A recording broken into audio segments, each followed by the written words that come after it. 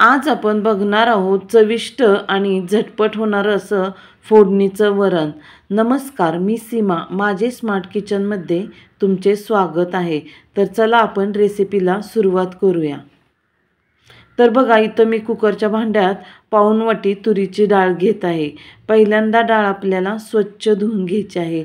इथं मी 3 ते 4 लोकांसाठी डाळ घेतलेली आहे। डाळ पहिल्यांदा आपल्याला 2 पाण्याने स्वच्छ धुवून घ्यायची आहे। शक्यतो मी काय करते, डाळ अशी कुकरला लावतच नाही, पण आज टाईम नाही त्याच्यामुळे मी डाळ कुकरला लावत आहे। तर बघा, डाळ आपण 2 पाण्याने स्वच्छ धुवून घेतलेली आहे आणि आपल्याला बोटाचं 2 कांडवर पाणी ठेवायचे, पण काय आहे कुकर पसरट आहे त्याच्यामुळं पाणी गोल पसरलेलं आहे। त्याच्यानंतर बघा, इथं त्यात आपण अर्धा चमचा हळद घालायची, चवीनुसार मीठ घालायचं आणि थोडासा हिंग घालायचा। हिंगामुळे वरणाला खूप छान चव येते। त्याच्यानंतर बघा, आता इथं आपण थोडं तेल ओतून घ्यायचं आहे। थोडंसं तेल घालायचं आणि गॅसची आच आहे ना आपल्याला मीडियमच ठेवायची आहे आणि आपल्याला कुकरला आता 3 शिट्ट्या घ्यायच्या आहेत। 3 शिट्ट्यात डाळ एकदम परफेक्ट शिजते, पण शक्यतो आहे ना डाळ आपण भांड्यातच शिजवलेली योग्य असतं आणि ते शरीरासाठी पण खूप फायदेशीर असतं। अशी कुकरमध्ये डाळ आहे ना शक्यतो शिजवू नये, पण आज मला ना टाईमच नव्हता, पाहुणे येण्याची गडबड होती, त्याच्यामुळे मी आज कुकरला डाळ लावली। तर बघा, 3 शिट्ट्यात डाळ एकदम परफेक्ट शिजलेली आहे, अगदी मऊसूत शिजलेली आहे। तर आता डाळ छान शिजलेली आहे, आपण आता याला फोडणी देऊन घेऊया। तर आता काय करूया, डाळ आपण थोडीशी हटून घेऊया, कारण आपण जशी बाहेर डाळ शिजवतो ती गिर्र होती ना, तशी कुकरमध्ये एवढी काय होत नाही। तर डाळ थोडीशी आपण हटून घ्यायची आता, म्हणजे सगळी डाळ तर शिजलेली आहे पण थोडी अशी अख्खी दिसते, म्हणून ती हटून घ्यायची, लगेचच ते मऊ होती डाळ। तर बघा, डाळ हटून झालेली आहे। आता इथं आहे ना मी ओलं खोबरं घेतलेलं आहे, तुम्ही सुक्कं खोबरं घेतलं तरीसुद्धा चालेल। तर मी इथं खोबरं आणि थोड्या लसणाच्या पाकळ्या घेतलेल्या आहेत।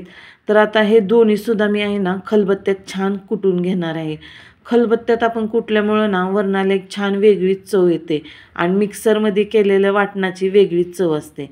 तर आता फोडणीसाठी बघा, इथं मी कढईत आहे ना 2 छोट्या पळी तेल घेतलेलं आहे। तेलाचं प्रमाण तुम्हाला जास्त वाटत असलं तर तुम्ही कमी करू शकता। आता तेल गरम झालं, 1 चमचा मोहरी घातली। मोहरी छान आपल्याला तडतडून द्यायची आहे। मोहरी छान तडतडली की त्याच्यात लगेच आपण मिरच्या घालायच्या। इथं मिरच्यासुद्धा मी बघा 2 घेतलेल्या आहेत आणि अशा लांब लांब चिरलेल्या आहेत। तुमच्यात जर तिखट हवा असेल ना तर तुम्ही मिरच्याचं प्रमाण अजून 1-2 वाढवू शकता। आता मिरच्या पण छान याच्यात परतून द्यायच्या आहेत आपल्याला। मिरच्या आणि मोहरी छान परतून द्यायची, कारण मिरच्यांना पण उशीर लागतो ना। आणि नंतर कढीपत्ता घालायचा आहे।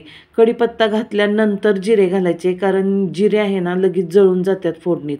आणि त्याच्यानंतर आपण हे जे वाटण केलं ना खलबत्त्यात ते घालून घ्यायचं आहे, खोबरं आणि लसूण, आणि हे छान गोल्डन होईपर्यंत व्यवस्थित मस्त परतून घ्यायचं आहे।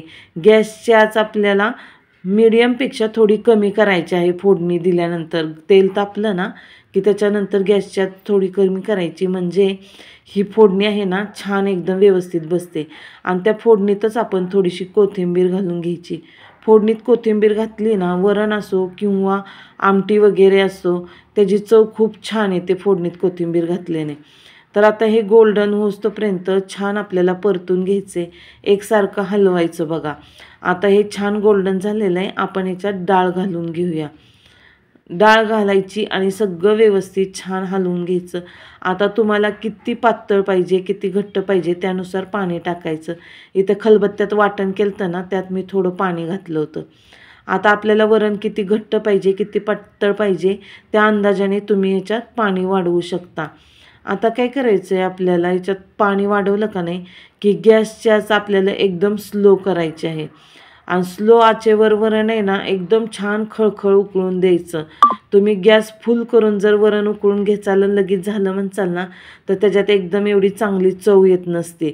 मंद आचेवर तुम्ही जेवढं कराल ना त्याची चव खूप छान असते आणि एकदम रुचकर लागतं। आता बघा, मंद आचेवर वरण छान उकळत आहे, असंच आपल्याला उकळून घ्यायचं आहे। मधनाधनं हलवायचं थोडं, कारण स्टीलची कढई असल्यामुळं लागू वगैरे नाही म्हणून। तर आता वरण बघा एकदम मस्त झालेलं आहे, छान उकळलेलं आहे. आपण आता काय करायचं, वरनं कोथिंबीर घालून घ्यायची. कोथिंबीर अशी वरनं घालायची. कोथिंबीर घालताना आपल्याला गॅस बंद करायचा आहे आणि मग कोथिंबीर घालून घ्यायची आहे. आता वरण बघा एकदम छान चविष्ट झालेलं आहे, एकदम रुचकर. तुम्ही म्हणताल एवढंच थोडंसं साहित्यात तुम्ही रेसिपी दाखवली, पण साहित्य एकदम थोडं आहे आणि रेसिपी पण खूप छोटी आहे. पण तुम्ही हे वरण बनवून बघचाल ना, एकदम चविष्ट आहे. तर तुम्ही एकदा जरूर बनवून बघा. माझी ही छोटी रेसिपी आवडल्यास माझ्या चॅनलला लाईक आणि सबस्क्राईब करायला विसरू नका.